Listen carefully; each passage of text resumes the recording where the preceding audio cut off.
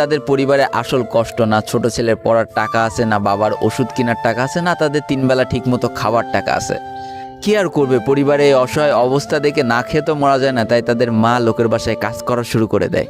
কিন্তু কাজ করে 3 বেলা খাবার জোটানো গেলেও বাবার ওষুধ আর সন্তানের পড়াশোনার খরচ চালাইতে হিমশিম খাচ্ছিল তাদের মা।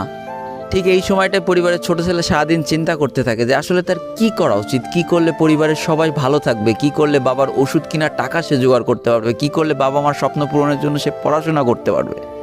তার সামনে শুধু একটা অপশনে খোলা ছিল, সেটা হচ্ছে ফ্রি ফায়ার গেমটা। কি আর করবে, সারাদিন সে পড়াশোনা করতো আর সারা রাত ফ্রি ফায়ার গেম খেলে খেলে ভিডিও আপলোড করা শুরু করে ইউটিউবে। তোমরা শুনলে অবাক হয়ে যাওয়া, 24টা ঘন্টার মধ্যে সে মাত্র 4.5 ঘন্টা ঘুমাতো।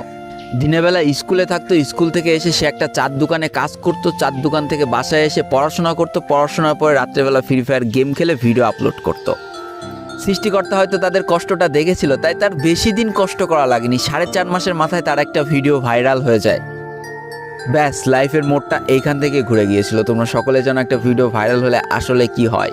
সব জায়গায় তার নাম ছড়িয়ে যায়, মানুষ আস্তে আস্তে তার ভিডিও দেখতে শুরু করে, তাকে পছন্দ করতে শুরু করে, তার গেম প্লে ভালো লাগতে শুরু করে। একটা সময় সে একটা ভালো প্লেয়ার হয়ে যায়। আর সে জীবনের প্রথম পেমেন্ট পেয়েছিল 12,500 টাকার, যেখান থেকে 7,000 টাকার তার বাবার জন্য ওষুধ কিনে দিয়েছিল আর বাকি টাকাটা তার আম্মুর হাতে তুলে দিয়েছিল।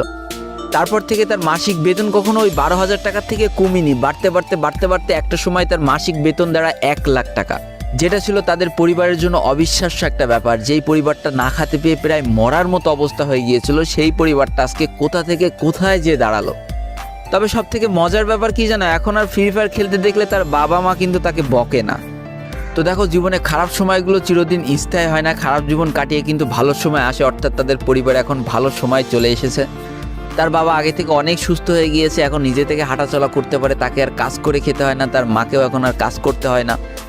এদিকে সব থেকে বড় আনন্দের ব্যাপার কি জানো, ওই ছেলেটা তার পড়াশোনাটাও ঠিক রেখেছিল। অর্থাৎ এসএসসি পরীক্ষায় সে কিন্তু জিপিএ 5 পেয়ে উত্তীর্ণ হয়েছে। তো বন্ধুরা, আজকের গল্পটা থেকে আমরা কি শিখলাম? জীবনে কোনো পরিস্থিতিতে, যতই খারাপ পরিস্থিতি আসুক না কেন, তোমাকে হার মানা যাবে না। প্রথম যেদিন তার বাবা ফোনটা ধরে আছাড় মেরে ফোনটা ভেঙে দিয়েছিল, সেদিনই যদি সে হার মেনে যেত, তারপরের থেকে যদি সে আর কোনোদিনই ইউটিউবে ভিডিও না ছাড়তো, তাহলে সে আজকের এই পর্যন্ত পজিশনে পৌঁছাতে পারতো না। দারিদ্রতা বলো, না খেয়ে স্কুলে যাওয়া বলো, চার দোকানে কাজ করা বলো, বাবা মার অসহায় পরিস্থিতি বলো, কোনো কিছুই কিন্তু এই ছেলেটাকে দাবিয়ে রাখতে পারিনি।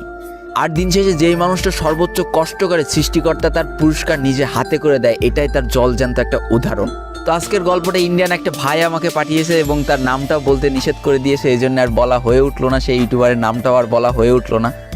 এটাই ছিল জীবনকে পরিবর্তন করিয়ে দেওয়ার মতো একটা ছোট্ট গল্প। এই গল্প থেকে অনেক কিছু শেখার আছে।